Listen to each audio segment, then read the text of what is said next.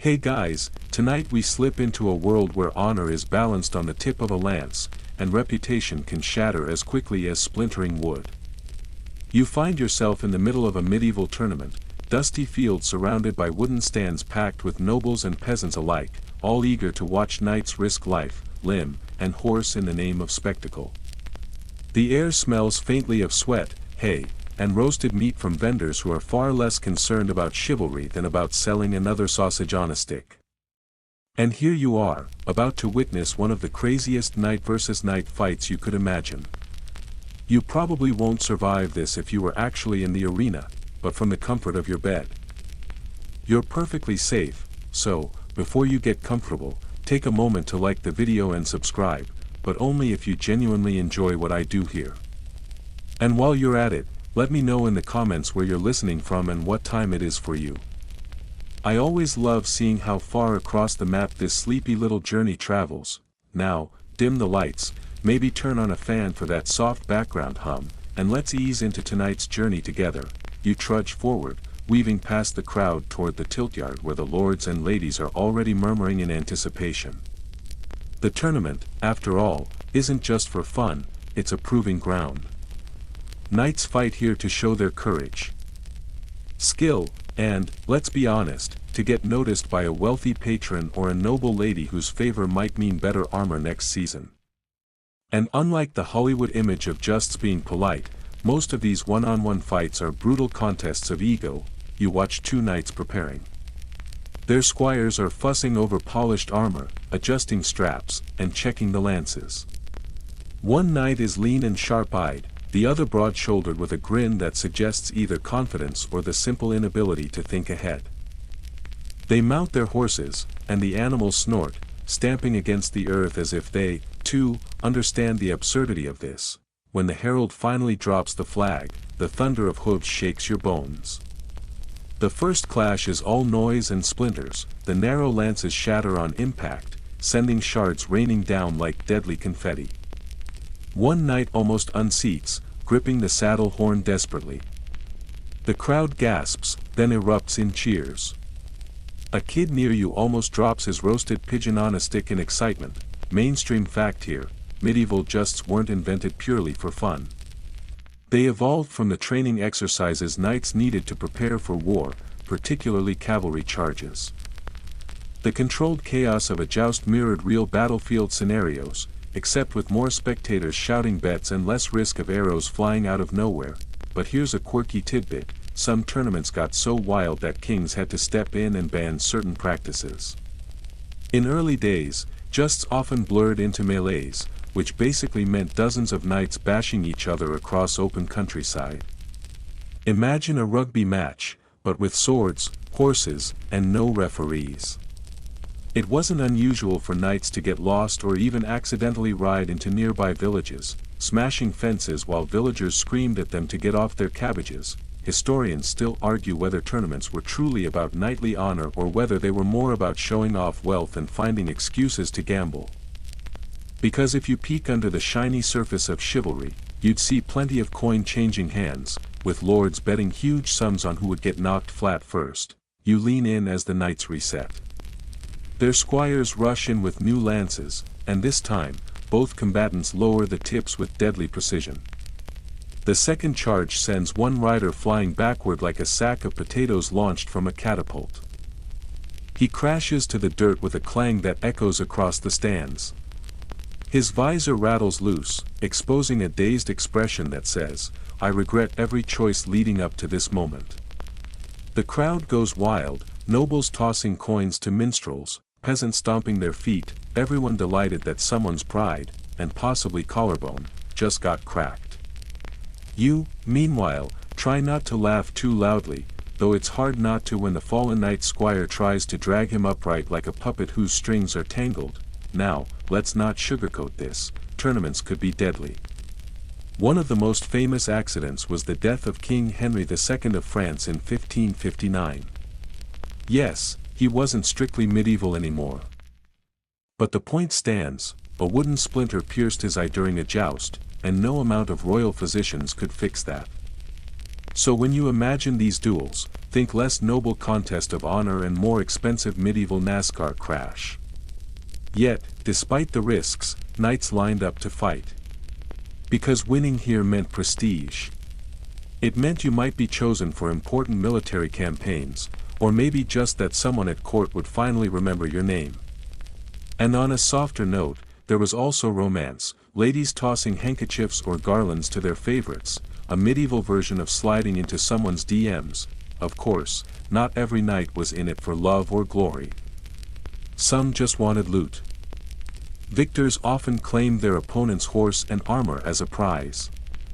Considering that a fully outfitted warhorse could cost as much as a small farm, this was no small payday. Imagine losing not only your pride but also your horse, armor, and maybe even your lunch money in one afternoon. The joust you're watching now winds toward its conclusion. The lean knight raises his visor to salute the crowd, sweat streaking down his face. The fallen knight finally staggers upright, waving weakly to show he's still alive. There's a moment of tension, will there be a rematch, but the herald steps forward to declare the victor. The crowd cheers, a noblewoman tosses a flower into the arena, and somewhere in the distance, a minstrel starts strumming a tune so badly out of tune that even the horses flick their ears in irritation. You exhale slowly. The fight is over, but the day has only just begun. Around you, the stands buzz with chatter, wagers being settled, and speculation about which knights will step up next. This, after all, is just one duel in a long tradition of crazy one-on-one battles that shaped medieval life. And as you shuffle back from the tiltyard, brushing straw and splinters from your clothes, you realize, you've only scratched the surface of the madness. You shuffle onward, leaving behind the dusty tiltyard, only to find yourself standing in the shadow of a king, no ordinary king, but Richard the Lionheart himself. The battlefield is no longer a stage for pageantry, it's a real patch of dirt, grass, and mud, alive with the stink of sweat and iron. Soldiers whisper around you, their voices low, carrying both fear and awe. For here comes Richard, a monarch who, unlike many others, didn't always sit safely on a throne barking orders. He occasionally stepped straight into the fray. Richard, son of Henry II of England and Eleanor of Aquitaine, is remembered as the quintessential warrior king. You can almost see him now, towering in chainmail. His surcoat marked with lions, his sword flashing as if the sun itself enjoys the spectacle. Unlike some rulers who hired others to do the stabbing for them, Richard often wanted the thrill of proving his courage directly. And tonight, you're here to witness one of those moments when he squared up for a duel. Mainstream fact, Richard spent most of his reign not in England, but campaigning abroad, especially during the Third Crusade. He spoke French more fluently than English and was so rarely home that people joked England was just his ATM. Still, his martial reputation was so fierce that even Saladin, his Muslim counterpart during the Crusade, respected him as an equal. Now picture the scene, a tense standoff during the Siege of Acre. Troops are restless, morale teeters on a knife's edge, and rumors swirl that a champion duel could settle disputes, or at least provide entertainment. Richard, never one to back down, agrees to face an enemy champion. You can feel the hush fall across the camp as men gather, clinging to the hope that their king's strength will tip fortune in their favor. You edge closer, the earth soft with trampled sand. Richard adjusts his gauntlets, rolls his shoulders, and then strides out. Across from him stands a Saracen warrior, equally imposing, scimitar gleaming. The crowd holds its breath, but before you imagine a Marvel-style showdown, here's the quirky tidbit: some of these duels were more like ceremonial sparring than fights to the death. Chroniclers often exaggerated to make their kings look braver, so it's entirely possible that Richard's so-called one-on-one battles were staged with enough drama to impress the troops, but with the quiet agreement not to actually kill anyone important. Kind of like professional wrestling, only with more chainmail and less spandex.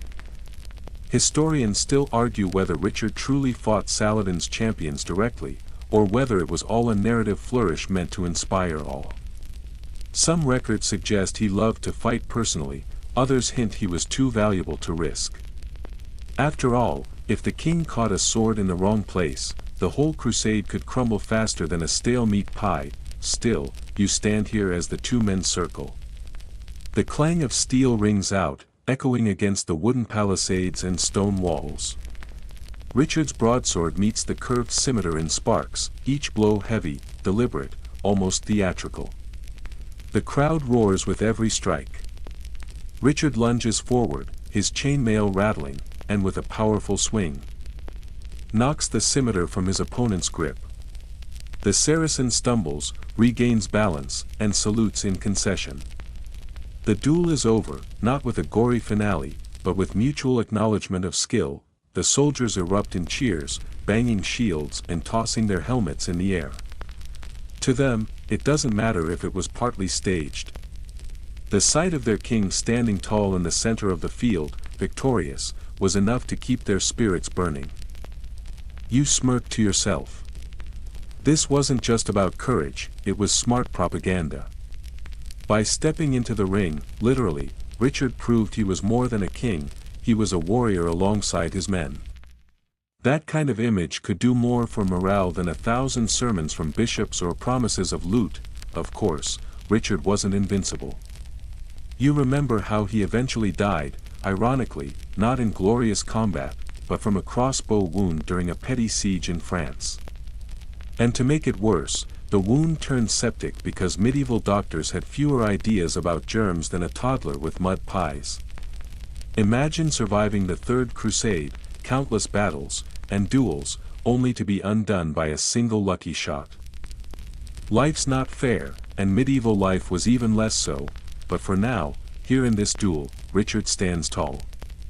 His men chant his name, and you can feel the energy ripple through the army. For one brief moment, the endless mud, blood, and waiting fade into something resembling inspiration. Behind you, a soldier mutters about how lucky they are to have such a king, while another rolls his eyes and bets 2 coins that Richard only did it for the bragging rights. You can't help but chuckle. Some things never change. Whether it's knights, kings, or modern politicians, people will always argue about whether their leaders are truly brave or just good at putting on a show. You turn away from the field. Ears still ringing from the clash of steel. The duel is done, but the legend lingers. Richard the Lionheart, whether truly fearless in combat or simply an excellent actor, remains etched into memory as a king who wasn't afraid to swing his own sword. And as you walk away, you wonder just how many of these medieval one-on-one fights were as real as they seemed. And how many were just well-crafted theater with an audience desperate to believe. You drift onward, leaving behind the dusty camps of Richard's crusaders, and soon you find yourself wandering into the realm of whispers, tavern tales, and scribbled chronicles that may, or may not, have actually happened. Tonight, you're brushing shoulders with one of the most tantalizing rumors of the medieval age. What if a European crusader knight once squared off against a Japanese samurai? It's the kind of what-if duel that sets the imagination on fire. The knight, heavy in mail and plate, lumbering forward with a long sword and shield, the samurai, lithe and disciplined, katana glinting with precision. Even today, history buffs argue over who would win. But as you step into the foggy arena of legend, you quickly realize that this is less a matter of dusty records and more a playground for speculation. Mainstream fact first, Crusaders never made it to Japan. The farthest east they reached was the Levant, and even the Mongols, who did attempt to invade Japan, never dragged European knights that far. Samurai culture developed largely in isolation from the Western chivalric tradition, and there was no practical way for these two worlds to collide on a real battlefield. So, if you were hoping for a documented showdown, sorry to disappoint, but quirky tidbit incoming, there were stories, centuries later, that tried to imagine what such an encounter might look like. In some versions, a samurai shipwreck survivor washed ashore in Europe, dazzling locals with exotic armor and swift swordplay. In other tellings, European mercenaries traveling east stumbled upon Japan, got a taste of its martial arts, and maybe even sparred with locals. None of it is solid fact, but you can almost see how a medieval audience, hungry for strange, far-off marvels, would eat these tales up like honey cakes at a festival. Historians still argue whether some of the fragments in chronicles refer to genuine cross-cultural encounters or whether they're simply examples of medieval people confusing foreign warrior with mystical samurai. After all, medieval Europe wasn't exactly known for accurate geography. One map happily places monstrous dog-headed people just a few countries over. If you're willing to believe in a race of human canines, imagining a samurai wandering into a crusader camp doesn't seem like much of a stretch. Now, close your eyes and picture it. You're in a clearing, dusty earth beneath your feet, lanterns flickering, soldiers huddled in tight circles to watch. On one side, a crusader knight in shining steel. Visor lowered, sword raised high. His breathing rattles through the helm, every step a metallic echo. On the other side, a samurai steps lightly, the fabric of his armor whispering against itself, katana angled with deliberate precision. No shouting, no bravado, just that eerie, focused calm. The duel begins. The knight swings with power, blade heavy, aiming to crush through armor. The samurai sidesteps, fluid, almost like water slipping past stone. He flicks his blade, striking with surgical precision, testing the gaps in the knight's defenses. The crowd murmurs with every clash. Sparks fly in the air, mixing with the smell of sweat, horses, and oil lamps. You can't help but grin. This is the medieval version of a crossover episode. Who cares if it probably never happened? The imagination of it alone has kept people talking for centuries, and here's where it gets really fun. Modern enthusiasts sometimes try to simulate this duel. You'll find reenactment videos, experimental archaeology tests, and endless debates in internet forums. Could the crushing weight of a knight's longsword outmatch the razor precision of the katana? Could the heavy armor withstand slashes, or would the samurai's mobility wear down the knight? The scholarly debate boils down to context. In open fields, on horseback, the knight might dominate. In close quarters, on foot, with speed and tactics, the samurai could have the edge. But the truth is, these debates say more about us, our fascination with East versus West, than about any medieval reality. The duel exists as a dream, not a record. Still, let's not dismiss the fun of it. You lean against a post, watching the imagined fight play out again and again. The knight charges, shield first. The samurai twists, rolls aside, and counters with a slash so fast you barely see it. The knight grunts, stumbles, then steadies, retaliating with a downward blow that nearly splits the earth. The duel never ends decisively, it loops like a bedtime fantasy, neither side truly winning, because the story itself is the point. A soldier beside you mutters, "My money's on the knight." Another replies, "Samurai would slice him like cheese." They start bickering, and you laugh softly. Arguments like this probably never happened in medieval taverns, but today, they fill endless Reddit threads and late-night bar talks. In a strange way, it proves how alive the medieval imagination still is. As the duel fades into mist, you're left standing with the echo of clashing steel in your ears. You know it never really happened, yet it feels more real than some of the dusty official chronicles. That's the magic of rumor, the half-believed, half-dreamed encounters that shape how we think about history, and with that, you shuffle onward, still smiling at the thought of a knight and a samurai bowing to each other before crossing blades under the stars. You wander away from the misty dream of knight versus samurai, and soon you stumble into something both more concrete and stranger. The crowd noise returns, not from a tournament field this time, but from a muddy patch of ground ringed by tents, banners, and the constant murmur of nobles who've turned combat into dinner theater. You're about to watch what became known as the Combat of the 30, except here, the attention isn't on a brawl of many, but on how those clashes often birthed one-on-one duels inside the chaos. You ease through the crowd, weaving past wine jugs, spilled stew, and dice games. There's a strange atmosphere here. This isn't war, but it isn't exactly peace either. Picture it like a neighborhood feud that escalates until someone finally says, "Fine, let's settle this with a fight, but we'll keep it organized. That's basically how these honor battles came to be. Mainstream fact: the combat of the 30 happened in 1351 during the Breton War of Succession. 30 knights and squires from France faced off against 30 English and Breton fighters, supposedly to prove the justice of their lords' causes. It turned into a staged battle with rules, agreed-upon weapons, and plenty of spectators. But inside this controlled chaos, fighters often paired off, making it a patchwork of brutal duels rather than one unified clash. You step closer and watch one such pairing. On one side, a French knight lowers his visor, sword gleaming in the spring sunlight. On the other, a Breton squire grips his axe, nerves visible in his trembling shoulders. The crowd hums with anticipation, some munching roasted nuts as if they were at a medieval sports game. The fight begins.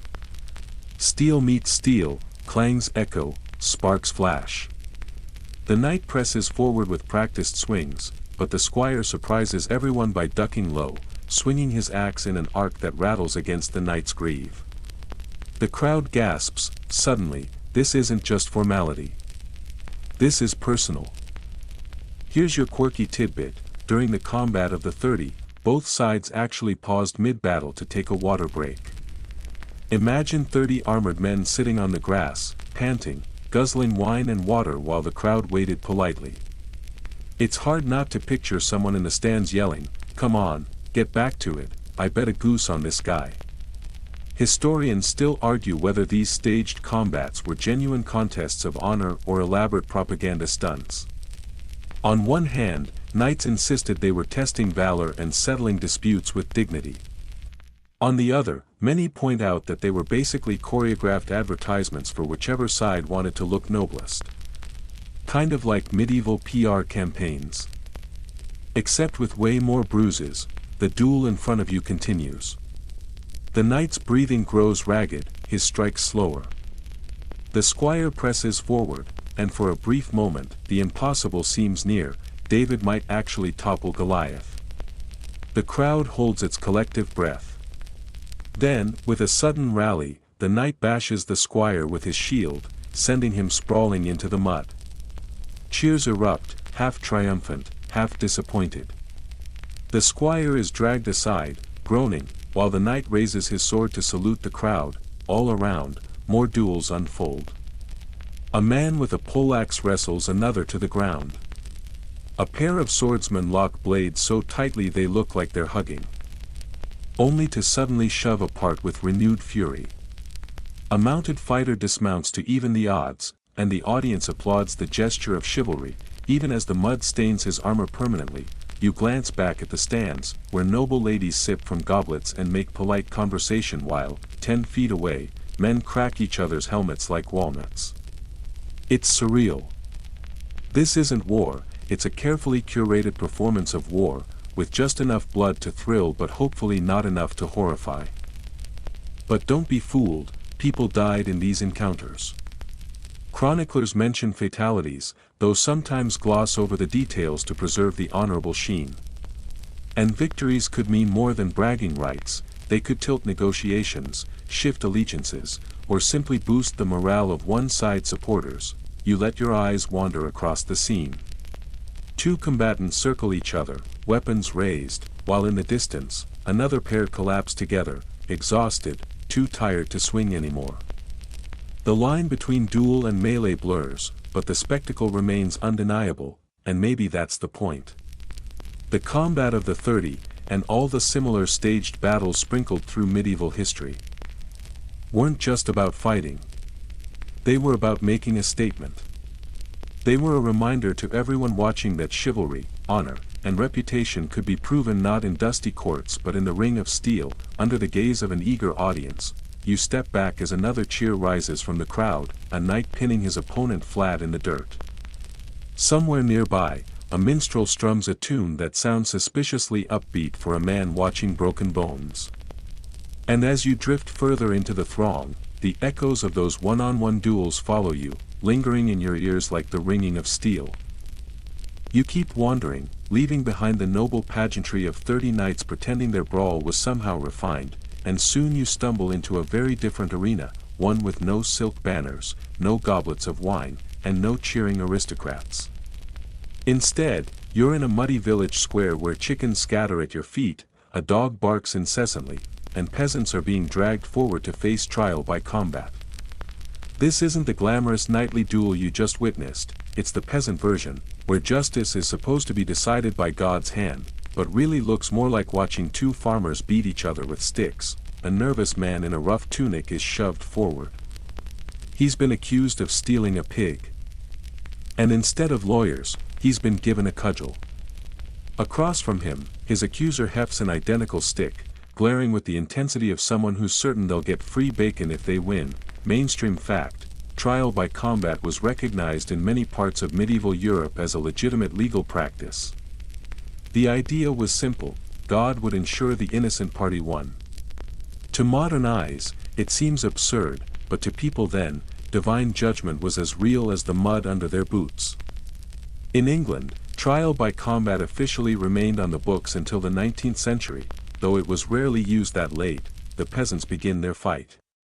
It's clumsy and awkward, one swings wildly, the other ducks too late, catching the blow across his back. The crowd groans in sympathy. Someone shouts advice like it's a boxing match: go for his legs. Here's a quirky tidbit for you: sometimes, if a peasant couldn't fight, say, an old widow or a sick man, they were allowed to choose a champion to fight in their place. Imagine hiring your cousin with anger issues to represent you in court. Of course, if your champion lost, you were still guilty. So your fate rested on whether Uncle Jeff hadn't pulled his shoulder hauling hay that morning. Historians still argue whether these combats were really believed to reveal divine justice, or whether they were just another way for the strong to dominate the weak under a thin spiritual excuse. After all, if God was supposedly guiding the blows, why did nobles always seem to have better luck winning when their armor was 10 times stronger than their opponents? You watch as the fight drags on. The two peasants are red-faced, panting, and swinging less like warriors and more like exhausted toddlers with sticks. The accused manages a lucky strike, knocking his accuser flat in the mud. The crowd cheers, and the village priest announces that God has spoken, the man is innocent. The fallen accuser groans, spitting out a mouthful of dirt, while a pig squeals from somewhere nearby as if to say, really? This is how justice works. It didn't always stay this clumsy, though. In some regions, peasants fought with shields and maces, or even stripped down to linen shirts and used clubs. And sometimes, the fights were staged inside specially built pits, with wooden walls keeping the crowd out and the fighters trapped in a dirt ring that looked suspiciously like the medieval ancestor of a UFC cage match. A particularly grim story drifts through your memory. In Germany, a legal duel between a man and a woman sometimes involved handicaps. The man might be put waist-deep in a pit with one hand tied behind his back, while the woman circled above with a rock in a sack as her weapon. It sounds comical, until you remember it was deadly serious. Losing meant execution, no matter how ridiculous the setup. Back in your muddy village square, the innocent man limps away, holding his sore ribs but wearing a triumphant grin. The villagers chatter, half believing that God truly showed his judgment, half grumbling that the whole thing looked more like luck. You can't help but chuckle. This was justice by way of slapstick theater, with lives and property on the line. And yet, there's something oddly human about it. In a world without forensic science, fingerprints, or CSI, medieval, what else could they do? They believed God would intervene directly, and so they trusted the outcome, no matter how lopsided. As the villagers disperse, you hear one muttering about a cousin in the next town who supposedly survived a duel by fainting, causing his opponent to trip and knock himself out. Divine justice, or dumb luck? The debate lingers in the air like the smell of manure and roasted onions. You step away from the square, brushing chicken feathers off your cloak, realizing that medieval duels weren't always about polished knights and noble honor. Sometimes, they were about two muddy peasants whacking each other over a pig, and everyone pretending that the outcome revealed God's will. You leave behind the muddy square where peasants whacked each other senseless and wander toward a quieter place, or at least, you expect quiet. Instead, you step into the cloisters of a monastery and find not serene chanting, but the surprising sight of two monks whirling around with long wooden poles, smacking each other like overgrown schoolboys in a stick fight. Welcome to the world of monastic quarterstaff duels, holy men who sometimes decided that turn the other cheek worked better after you'd landed a good whack. The monastery smells of wax, ink, and boiled cabbage. You pass rows of neat stone arches, expecting to hear hymns drifting through the halls. Instead, you hear a thwack echoing like a drumbeat. Around a small courtyard, a group of monks in brown robes gather in a loose circle, cheering softly as two of their brethren spar. Their weapons? Quarterstaffs, sturdy wooden poles that were both practical farm tools and effective combat weapons. Mainstream fact: quarterstaffs were a common weapon in medieval and early modern England, especially among commoners who weren't allowed to carry swords. They were long, versatile, and cheap, making them perfect for defense. Manuals from the 15th century even included instructions on staff fighting techniques, proving it was taken seriously as a martial art. You watch as one monk lunges forward, aiming for his opponent's midsection. The other parries with a sharp crack. Counters with a sweep that nearly knocks the first man's hood clean off. The surrounding brothers chuckle, a few whispering prayers that sound suspiciously like bets. Here's a quirky tidbit: monasteries weren't always the solemn, rule-following havens we imagine. Some monks enjoyed drinking, gambling, and yes, fighting. Records even mention combat games where young novices sparred for fun. It wasn't unheard of for an argument over bread, wine, or even laundry duty to escalate into a brawl with whatever weapons were at hand: sticks, pots, or fists. So while your modern brain expects peaceful monk with prayer beads, the medieval reality sometimes looked more like monks swinging a quarterstaff in the cloister garden. Historians still argue whether these quarterstaff duels were discipline training meant for self-defense, or just rowdy contests to let off steam in an otherwise rigid life.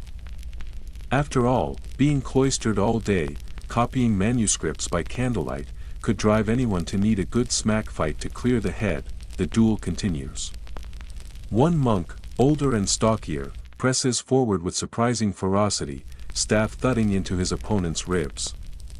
The younger monk yelps, staggers back, then retaliates with a fast jab that clips the older man's shin. The circle of brothers erupts in laughter, the sound bouncing off stone walls until it sounds more like a tavern than a house of God. You can't help but grin. It's a strange image: holy men in rough brown robes, belts swishing, sandals slapping against the flagstones as they spin and strike. And yet, it makes sense. In an age when monasteries sometimes guarded treasure, land, or even entire villages, monks needed to know how to fight. The staff, humble though it was, could be a lifesaver against bandits or unruly peasants. One monk finally overextends. His staff arcs too wide, leaving him exposed. The other seizes the chance, thrusts forward, and lands a solid strike that sends the first sprawling into the herb garden. A handful of sage and thyme fly up dramatically, seasoning him like a roast chicken. The onlookers roar with laughter, and even the fallen monk chuckles as he sits up, rubbing his sore arm. A bell tolls in the distance, calling the community to prayer. The duelists bow to each other, exchange sheepish grins, and shuffle back into line with their brothers, robes dusty and herbs clinging to their hems. The circle breaks apart, everyone smoothing their faces back into pious expressions as if nothing had happened. But you can still hear stifled giggles echoing under the chants that begin moments later. As you step out of the monastery, you shake your head. It's a reminder that medieval life wasn't neatly divided into sacred and profane. Even monks, men dedicated to God, sometimes needed to settle scores or blow off steam with a good thwack of a quarterstaff.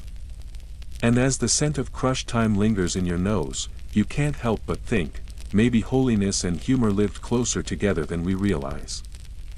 You wander away from the cloister, still chuckling at the image of monks seasoning each other like Sunday roasts, and find yourself at the edge of a wide open field. The air smells of fresh hay and horse sweat, and the ground trembles faintly beneath your boots. Ahead, a crowd gathers around a roped-off patch of grass where two armored knights are preparing to face each other. Unlike the monk's playful staff fight, this is deadly serious, a judicial duel, one of those bizarre moments when medieval law decided the fairest way to resolve a dispute was simply to let the combatants try to bash each other's heads in until someone gave up, or died. The two knights are encased in plate and mail. Their visors down, their surcoats stitched with heraldic colors that flap in the wind. Behind them stand squires, fussing with straps, offering last sips of water, and whispering encouragement that probably translates to, "Don't embarrass the family name." The crowd murmurs with anticipation, peasants and nobles alike craning their necks for a good view. You get the sense that this is as much entertainment as it is law enforcement, a mix of courtroom drama and gladiator show. Mainstream fact: judicial duels, also known as trial by combat, were part of European legal systems from the early Middle Ages through the 16th century.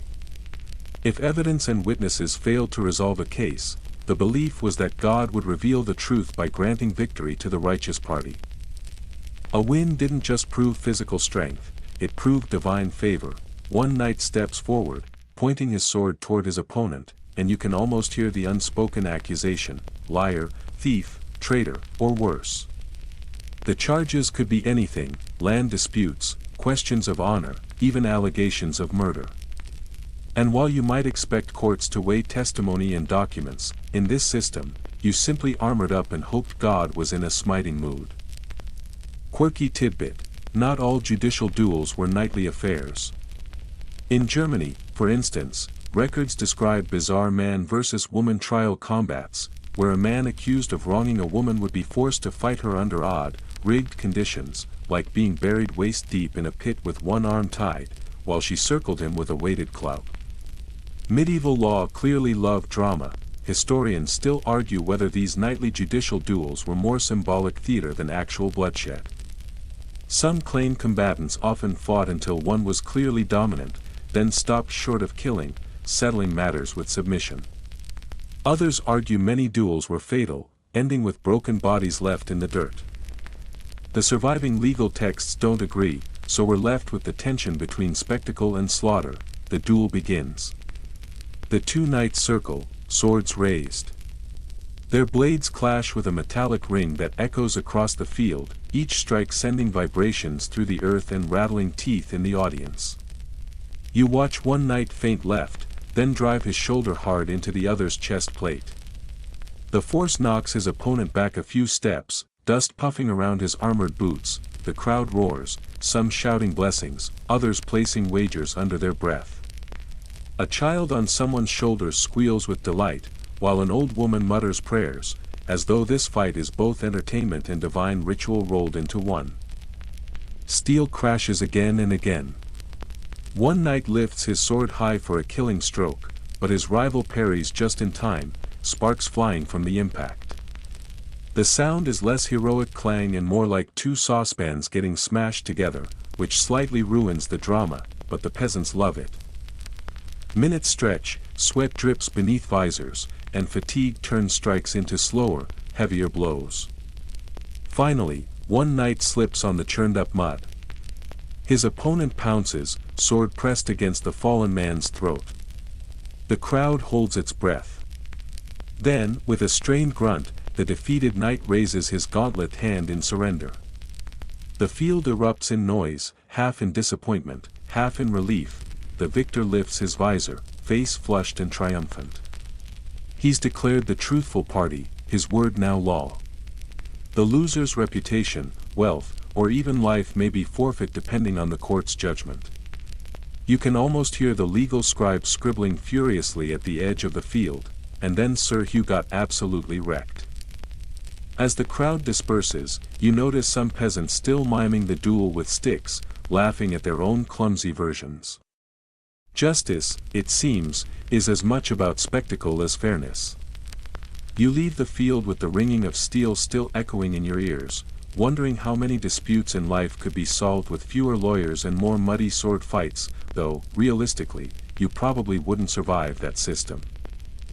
You step off the muddy dueling ground and into a warmer, wood-smelling hall that feels far less like a battlefield and more like an extended family reunion, except this reunion involves axes, grudges, and way too much ale. Welcome to the Viking blood feud duel, a clash not staged by courts or cloisters, but by families who thought the best way to resolve centuries of your goat trampled my rye arguments was through single combat on the beach at dawn. The hall is filled with long benches, carved dragon head posts, and the unmistakable tang of smoked fish. A group of bearded men and women sit shoulder to shoulder, their voices loud with boasts and old sagas. In the center, two warriors rise. They've been chosen to fight on behalf of their families, and while the others cheer and slap them on the back, you can feel the tension vibrating through the room like the low hum of a war horn. Mainstream fact: Viking society placed immense weight on honor, and feuds between families could last generations. Blood feud duels, sometimes called holmgangs, were a structured way to settle disputes without letting the violence spiral into full clan wars. These duels were fought on small home islands or even artificially marked battle squares, where combatants would fight under strict rules until one conceded, was disabled, or died. One warrior, broad-shouldered and scarred, grips a heavy axe with calloused hands. The other, leaner but quick-eyed, twirls a sword with casual grace. Around them, family members chant names of ancestors, half encouragement, half pressure. You catch a phrase repeated like a heartbeat: "Don't shame us." No pressure indeed. Quirky tidbit: some sagas describe holmgangs being fought not just over murder or land, but even over insults, debts, or, most amusingly, romantic disputes.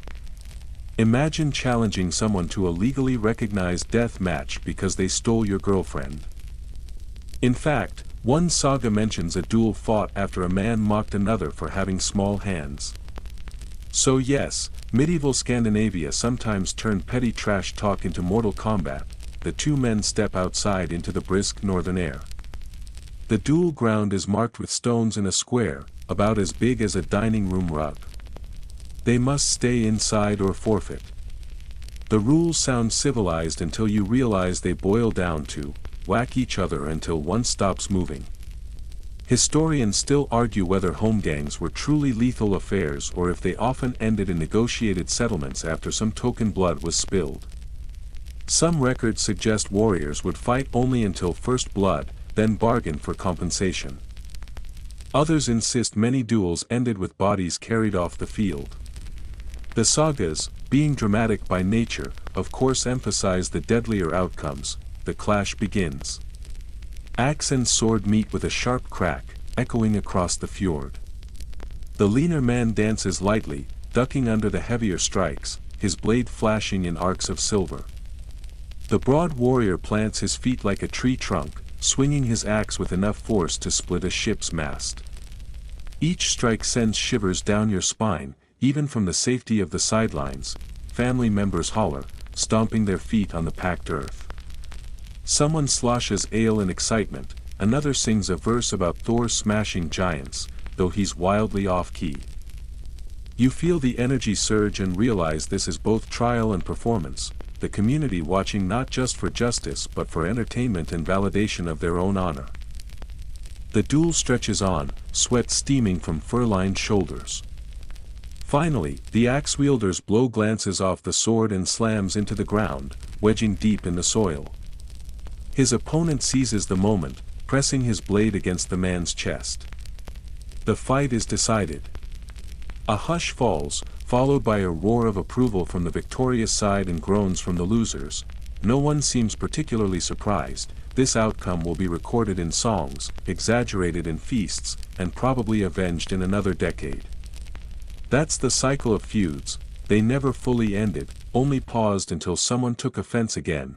As the crowd files back into the hall, laughing and bickering in equal measure, you trail behind, still hearing the clash of steel ringing in your ears.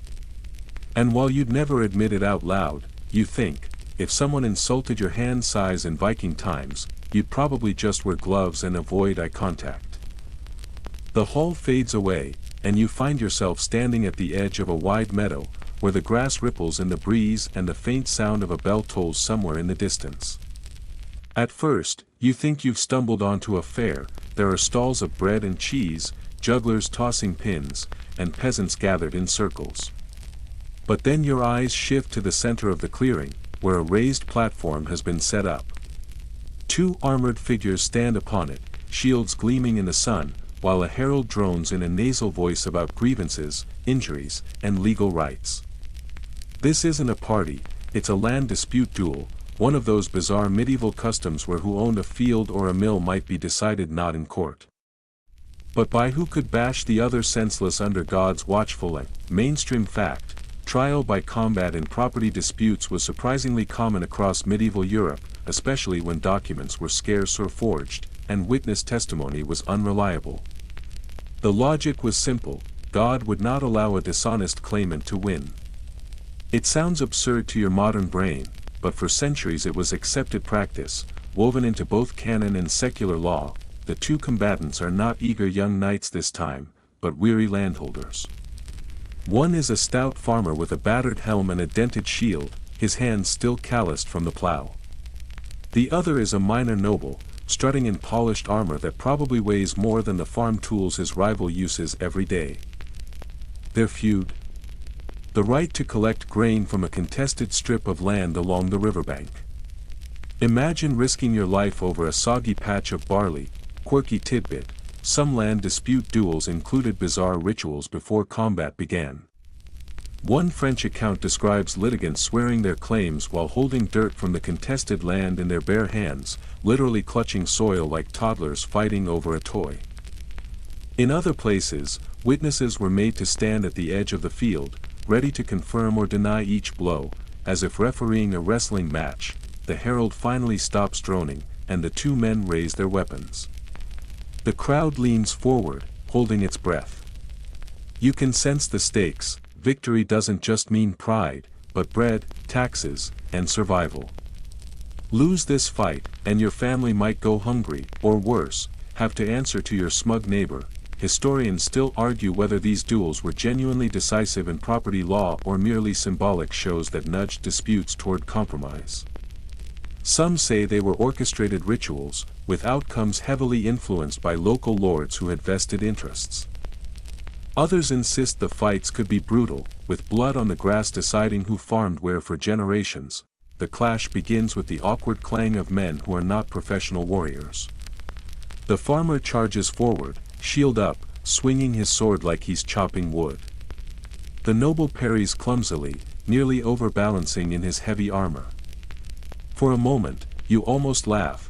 This looks less like high chivalry and more like two uncles fighting over the last turkey leg at Christmas dinner, but the humor fades quickly when the noble lands a heavy blow, denting the farmer's shield and sending him staggering back. Gasps ripple through the crowd. The farmer steadies himself, sweat dripping down his face. He spits into the dirt, adjusts his grip, and lunges again. This time his sword slams into the noble's knee joint, and the polished armor rings like a cracked bell. The noble stumbles, curses under his breath, and barely blocks the next strike. The crowd erupts, peasants shouting for the farmer, retainers hollering for the noble, and children climbing onto shoulders for a better view. The air is alive with tension, ale breath, and dust. Finally, with a desperate heave, the farmer knocks the noble flat onto his back. The noble flails like an upended beetle, armor clanking as he tries to rise. But the farmer plants his foot on the man's chest and presses the tip of his sword to his visor. The message is clear. The herald, looking faintly disappointed that he doesn't get to narrate a beheading, declares the farmer victorious. The crowd cheers, though you notice the noble's men muttering darkly. Property rights may be settled for now, but feuds have a way of resurfacing. Still, for today at least, one family walks home triumphant, clutching the legal ownership of a barley field as though it were a crown jewel. You sigh, stepping away from the meadow. Medieval justice wasn't blind, it was armored, sweaty, and occasionally decided by whoever had sharper elbows.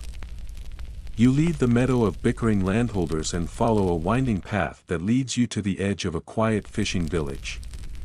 The sea spreads out before you in shimmering blues and grays, gulls crying overhead, ropes creaking on the masts of boats tied up along the dock.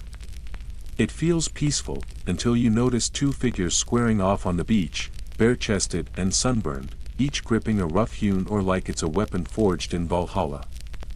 Welcome to the world of fishermen's duels, those scrappy one-on-one brawls where livelihoods and reputations were smashed into the sand. The crowd here isn't made of nobles in silks or monks in habits, but weather-beaten villagers with nets slung over their shoulders. Their faces lined by salt and wind. Children sit on overturned barrels, cheering as though they're at a puppet show. Two old women mutter wagers, tossing tiny shells into a bowl as currency. Mainstream fact: coastal disputes were common in the Middle Ages, especially over fishing rights, boat ownership, and docking privileges. Records from England, Norway, and France mention communities resorting to combat, sometimes formal, sometimes not, to resolve these quarrels. Fishing was life itself, and when survival was on the line, tempers flared quickly. One fisherman is broad and brawny, his beard stiff with salt, the muscles in his arms roped tight from years of rowing. The other is wiry. Quick on his feet, his eyes sharp with the cunning of someone who knows every tide and trick of the sea. They glare at each other like gulls fighting over the same herring. Quirky tidbit: medieval sources mention fights breaking out over absurdly small stakes, like who had the right to collect driftwood washed ashore, or who owned a particularly good lobster pot. Imagine risking broken bones because your neighbor claimed he saw the crab first. The duel begins with a wild swing of the oar. It whistles through the air and smacks into sand, sending up a puff that makes the children shriek with laughter. The wiry fisherman retaliates with a quick jab to his rival's ribs, and the crack of wood on flesh echoes across the beach. The crowd winces and cheers at once. Historians still argue whether these village duels were tolerated by local lords as a way to keep order, or condemned as unruly brawling. Some charters suggest authorities preferred single combat to wider riots that might tear a community apart. Others insist these fights were illegal but overlooked, since nobody wanted to police angry men with oars. The broad fisherman bellows like a bull, swinging his oar in a wide arc. The wiry man ducks, sand spraying as he rolls away, then pops up and smacks his opponent's shin. The bigger man hops, roaring in pain, and nearly topples into the surf. The villagers howl with laughter, a few slapping their thighs as if they've seen the best comedy routine of the season. The fight continues, sweat mingling with salt spray, the smell of fish guts wafting from a nearby barrel. Finally, with a desperate shove, the wiry fisherman drives his oar across his opponent's chest, knocking the wind clean out of him. The broad man drops to his knees, gasping like a landed cod. The wiry fighter raises his oar triumphantly, and the crowd erupts in cheers. Someone tosses him a jug of ale as a prize.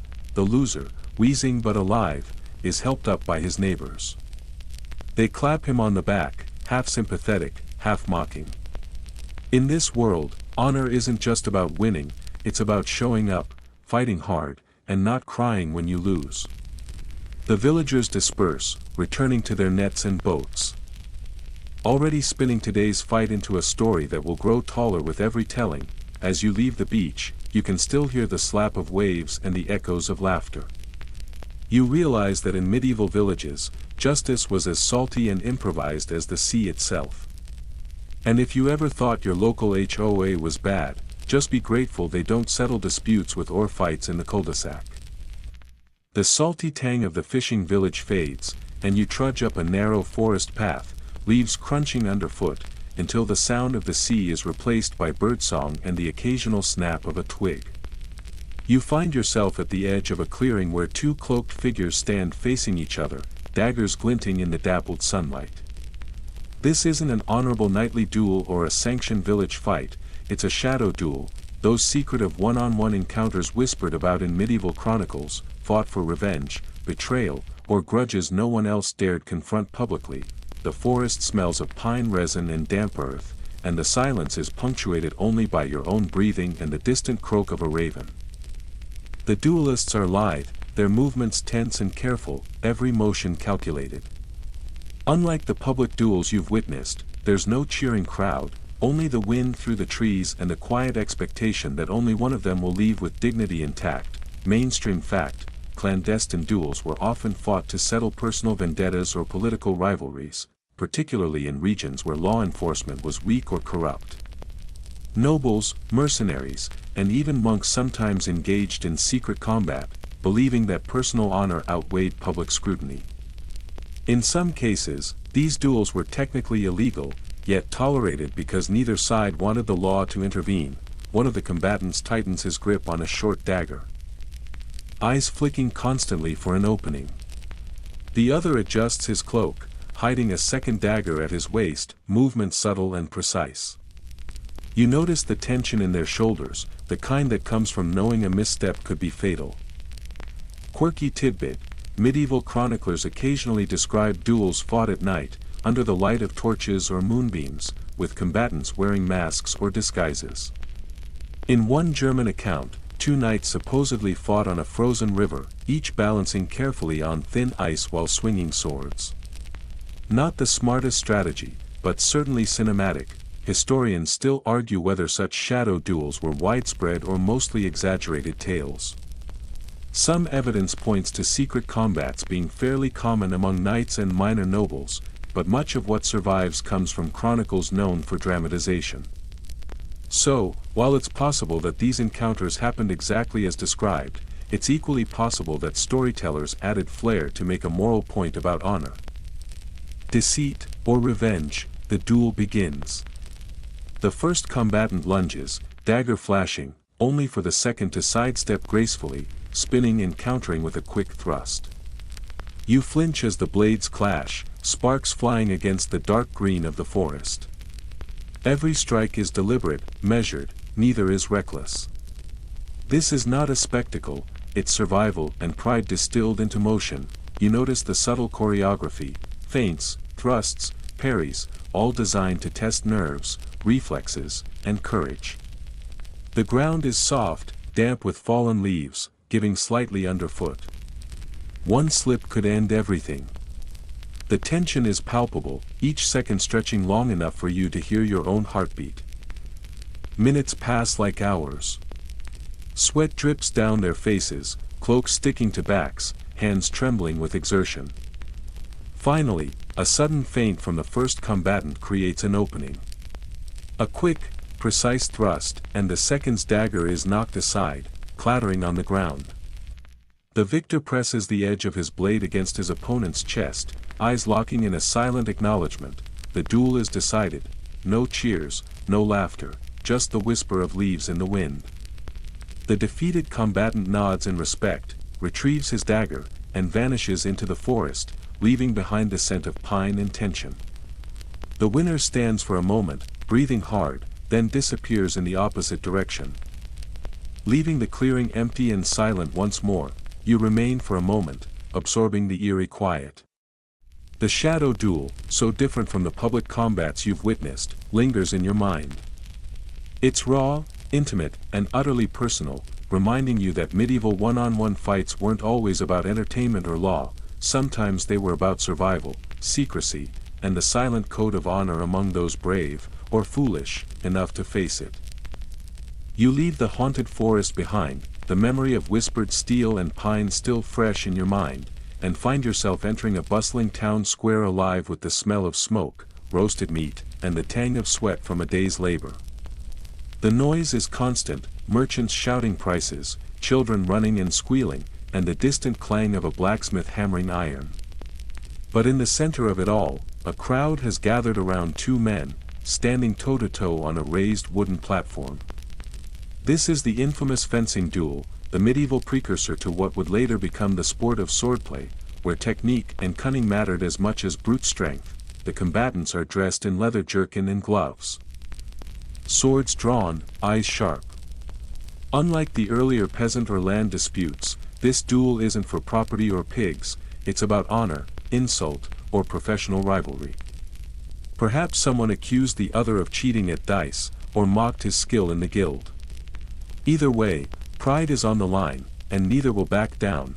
Mainstream fact: fencing as a martial art was well established by the 14th and 15th centuries.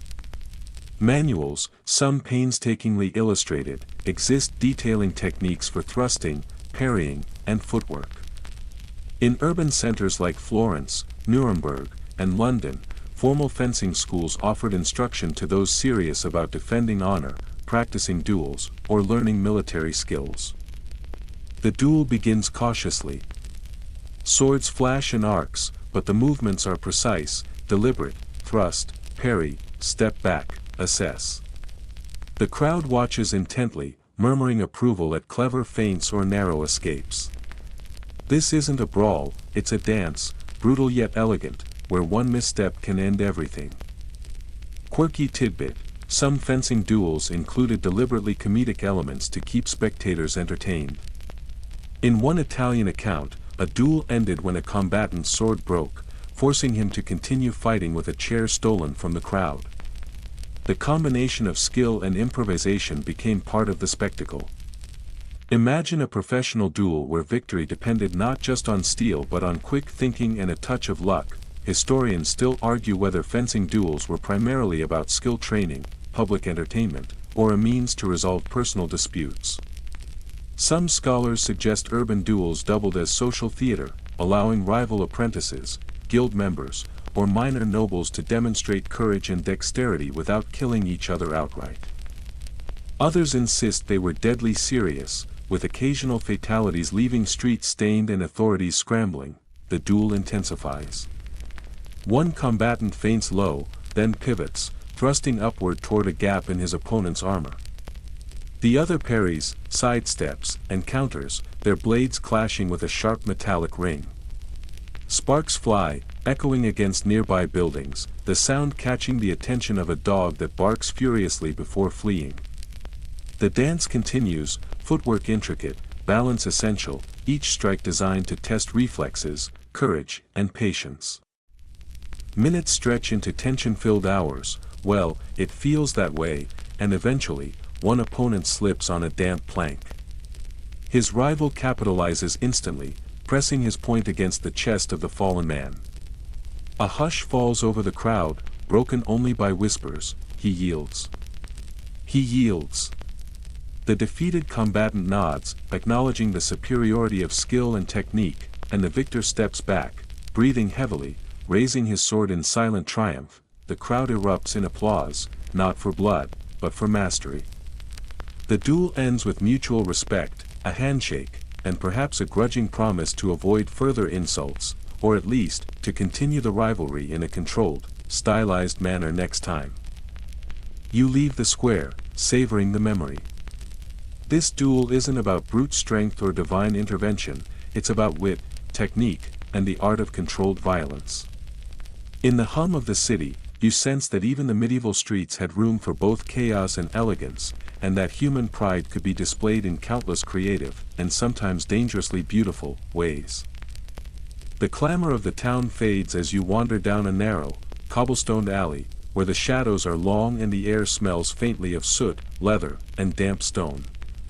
You notice two figures ahead, faces obscured by hoods, weapons glinting under the faint light filtering through the overhanging timber-framed houses. This isn't a public spectacle or sanctioned duel, it's a duel of honor at dawn, a clandestine meeting between two nobles or knights who've let a slight, insult, or rumor spiral into a matter of life and death. The hush of the early morning adds a ghostly weight to the encounter. Mainstream fact: duels of honor, often held at sunrise or in secluded locations, were common in the late Middle Ages and Renaissance. These fights were typically between social equals, aiming to restore personal reputation or settle slights, real or imagined. Weapons ranged from swords and daggers to maces or even rapiers, depending on the region and the era. The combatants shift uneasily, hands hovering over hilts, eyes locked. You can almost feel the electricity in the air, the tension that comes from knowing that reputation, not property or survival, is at stake. A slight tremor in the wrist or a misjudged parry could mean dishonor, ridicule, or exile. Unlike the public duels you've witnessed, no cheering crowd softens the edges. This is raw, private, and immediate. Quirky tidbit: some duels of honor were timed and highly ritualized. With elaborate pre-duel speeches, ceremonial clothing, and witnesses carefully positioned to record the proceedings. One account describes a duel where participants had to perform a small bow to each witness before engaging, like a grim etiquette class with blades. You almost imagine a dance instructor shouting corrections mid-lunge, elbows down, and mind your reputation. Historians still argue whether these duels were primarily about justice, pride, or social theater. Some claim that participants exaggerated offenses to rationalize violence that was essentially premeditated revenge. Others emphasize that duels often prevented larger-scale bloodshed, channeling private grudges into controlled, personal combat rather than extended feuds. The fight begins with the subtle tap of swords, the sound soft but terrifying in the quiet of the alley. Each movement is measured, a feint, a sidestep, a glancing strike. Both combatants are skilled, moving with precision honed over years of training, and yet you notice the slightest hesitations, betrayals of nerves. Pride and caution wrestle as intensely as their blades. Minutes pass, each swing and parry deliberate, testing endurance as much as skill. The narrow alley amplifies every sound, the scrape of steel on cobblestones, the muffled gasp of exertion, the faint rattle of chainmail. The duel becomes a psychological chess game as much as a physical one, each warrior anticipating the other's moves, gauging resolve and hesitation. Finally, one man misjudges a step, twisting awkwardly and allowing a clean strike. His blade is knocked aside, and he pauses, chest heaving, forced to acknowledge defeat. The victor lowers his weapon, chest heaving, and offers a solemn nod, both a gesture of respect and a declaration of restored honor. The alley returns to silence, as if the duel had been a fleeting shadow rather than a violent reality. You walk on, the tension lingering in your shoulders. This is a world where reputation was worth a blade, where honor could not be debated in courts, and where a private duel at dawn might settle matters that public law could not touch. The memory of the quiet, deliberate clash sticks with you, a reminder that not all medieval battles were for spectacle, some were deeply personal, shaping lives and legacies in a whisper of steel and sweat. The alley fades behind you, and the world opens into a misty valley ringed with low hills. The morning sun has barely pierced the fog, and the air is damp, smelling of wet earth and moss. In the center of the valley, two armored men face each other, swords drawn, yet there's no audience, no fanfare, just the fog and the echo of their breath. You've stumbled onto a champion duel, a type of combat where representatives fight on behalf of a larger group, sometimes to prevent mass bloodshed, sometimes to settle disputes that could escalate into war. Mainstream fact: champion duels were common in medieval Europe, particularly in France, Germany, and England. Lords or factions would select a champion to fight in place of larger forces. Victory for one champion could legally or socially settle disputes, sometimes avoiding broader battles that could devastate entire regions. This practice relied on the belief that divine will guided the outcome, ensuring fairness despite the stakes being so high. The two combatants eye each other warily. One, a tall knight in polished armor, tightens his grip on a long sword, muscles coiled like a spring. The other, shorter but stocky, swings a battle axe with deliberate precision, testing the air. Neither rushes. They circle, each step crunching on damp grass, every motion weighted with the knowledge that their performance carries the honor and fortune of many others. Quirky tidbit: some champion duels had elaborate rituals, including oaths taken before witnesses, prayers said at specific times, and even ceremonial garlands placed on the ground as markers. One German duel account describes a champion stomping on a drawn line of salt before combat, symbolically purifying the battlefield. You imagine the awkward crunching underfoot with every step, like baking bread with a sword. Historians still argue whether champion duels truly prevented wider conflicts or merely postponed inevitable bloodshed. Some records suggest that victorious champions sometimes refused to honor agreements, leading to prolonged hostilities. Others insist the duels were effective tools of diplomacy, reducing the number of lives lost by limiting combat to a single representative. The duel begins. Sword meets axe in a series of controlled blows. Sparks scatter as steel grinds against metal, echoing through the valley. You notice the knight's precision against the brute force of the shorter man, strategy versus raw power. Each strike tests endurance and nerve, forcing them to calculate risk while maintaining balance on the uneven, dewy terrain. Time stretches. Sweat drips down their visors and mail, dampening the leather beneath. The clash is punctuated by grunts and the metallic ring of contact. Neither side yields easily, each strike answering both offense and defense, a dialogue written in motion. Finally, the knight seizes an opening, thrusting cleanly at his opponent's shoulder. The axe wielder stumbles, breathless, and signals surrender with a clatter of his weapon to the ground. Silence returns to the misty valley, broken only by birds awakening and the distant flow of a river. The knight stands, exhausted but victorious, representing the faction he fights for. The loser is helped from the field, dignity intact but humbled. In this world, a single duel can avert mass violence, deciding fates quietly yet decisively, leaving spectators and history to ponder the thin line between courage and recklessness. You step away from the fog, imagining the ripple effect of this one duel, the spared lives, the preserved towns, the quiet settlements, proof that sometimes, the weight of history rested on a single pair of shoulders. The misty valley fades as you climb a winding path toward a ruined castle perched atop a rocky hill. Stones, cracked and moss-covered, jut from the battlements like broken teeth, and the wind whistles through empty arrow slits.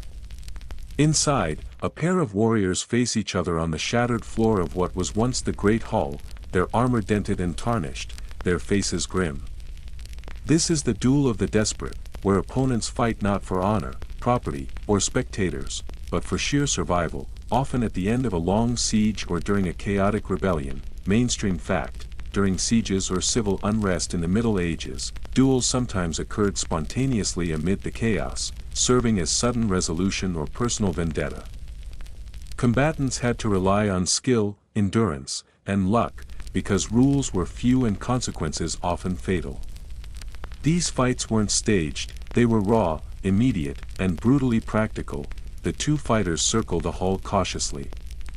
One clutches a sword, the other a flanged mace, and every step echoes hollowly against the broken stone floor. Dust drifts through broken windows, and the faint smell of smoke and mildew hangs in the air. There's no crowd here, no cheering, just the oppressive sense of history pressing down, and the knowledge that survival depends on split-second reactions. Quirky tidbit: chronicles from sieges occasionally describe duelists improvising weapons from debris.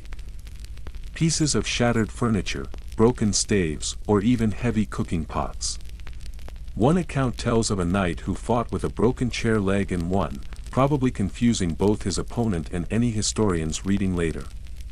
Necessity, it seems, bred a kind of dark creativity. Historians still argue whether these duels of the desperate were primarily personal vendettas or tactical measures to avoid wider bloodshed. Some suggest that one-on-one combat could spare both sides from more chaotic skirmishes, while others point out that desperation often led to reckless violence, leaving no winners and only casualties. The duel begins. The sword swings in a wide arc, the mace responds with a heavy counter, sparks and dents marking every collision. Dust rises, swirling around their feet as they move with urgency, dodging, parrying, striking. This is no artful display, it's survival, instinct, and raw muscle. Both fighters grunt and stagger, each blow sapping energy and testing resolve. Minutes drag, the air thick with tension and the scent of metal and sweat. The sword arm falters slightly, the mace crashes down with bone-jarring force. A clatter rings out as the sword is knocked aside. The desperate knight falls to one knee, and the victor hesitates only a heartbeat before lowering the mace, a silent acknowledgement of survival rather than triumph. Outside, the wind sweeps through the ruined towers, carrying away the echoes of the fight. The loser staggers up, wounded but alive, nodding in respect. In these desperate duels, sometimes victory meant life, sometimes merely pride, and occasionally, survival itself was the only reward. You step back from the ruined castle, feeling the chill and weight of history settle around you. Across centuries, you've witnessed peasants and nobles, monks and fishermen, knights and shadowy duelists, all engaged in one-on-one combat for honor, survival, property, or reputation. And as you look down at the valley below, fog curling between hills and rivers, you realize that while weapons, settings, and stakes varied wildly, the human impulse to resolve conflict through personal confrontation remained strikingly constant, even in the quiet aftermath. The echoes linger, the clash of steel, the grunt of exertion, the gasp of relief. It's a symphony of survival, a testament to courage, folly, and the strange rituals that defined medieval life. You take a deep breath, feeling both exhausted and oddly serene, and begin your descent from the hill, carrying the whispers of countless duels with you. As you leave the castle behind, the sun dips lower, casting golden light over the hills and rivers below. The fights, the duels, the brawls, they all drift behind you now, settling into memory like leaves carried on a slow, winding stream. The clash of weapons fades, replaced by the soft rustle of grass and the distant call of birds returning to their nests. You notice the smell of earth and wood, the warmth of sunlight on your skin, and the gentle rhythm of your own breathing. It's remarkable how human nature threads through all these stories: honor, pride, desperation, the need to resolve conflict, to prove oneself. Across centuries, across cultures, people found themselves in one-on-one combat, whether in muddy village squares, misty valleys, or ruined castles.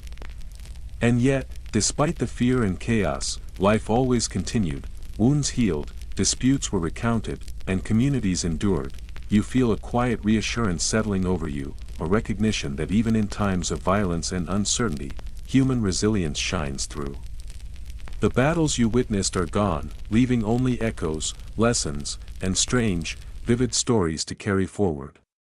And as your steps grow slower, your mind drifts, tracing the winding paths of history with gentle curiosity rather than dread. Now, the world seems softer, quieter, like a slow exhale. You can imagine those duelists, peasants, knights, monks, fishermen, resting at last, their struggles paused, their stories lingering only in memory. And you, walking through this calm after centuries of conflict, feel that same calm wash over you. Now, dim the lights, maybe turn on a fan for that soft background hum, and let the rhythms of history lull you further into serenity.